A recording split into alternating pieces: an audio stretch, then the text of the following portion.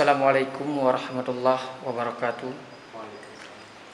Alhamdulillahirabbil alamin. Dengan izin dari Allah Subhanahu wa taala, pada hari yang sangat mulia ini, kami bersama rakan-rakan sudah sampai kepada satu tempat di mana tempat bersejarah.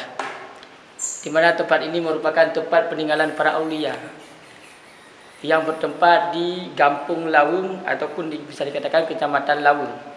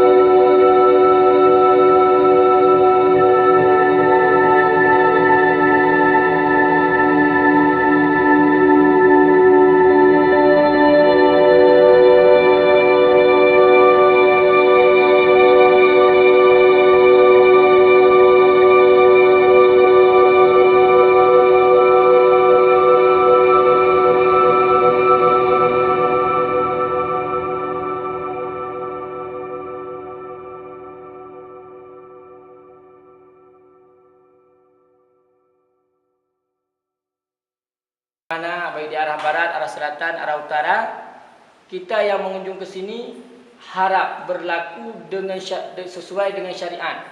Dalam artian kata, dengan sampai dengan kelakuan kita, tempat aulia ini, tempat yang mulia ini runtuh dikarenakan kemaksiat yang kita lakukan.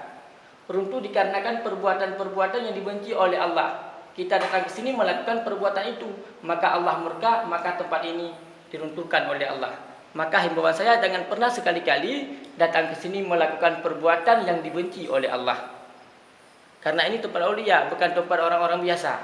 Kalau tempat orang biasa, tempat wisata biasa, itu boleh saja kita melakukan seenak-enaknya. Namun tempat ini pada sebenarnya bukan tempat wisata, tetapi tempat di mana aulia bertakarub kepada Allah. Aulia bertapa di sini, mendekatkan diri kepada Allah. Maka kita datang ke sini, jangan melakukan perbuatan-perbuatan yang salah. Akhirnya dikarenakan ulah kita, tempat ini dihancurkan oleh Allah karena murkanya Allah. Bisa saja kita berbuat maksiat, tetapi ketika Allah menurunkan bala, bukan kita saja yang kena maksiat, yang kena bala, tetapi semua orang yang tidak berdosa, mereka juga dapat mengakibatkan dikarenakan ulah kita.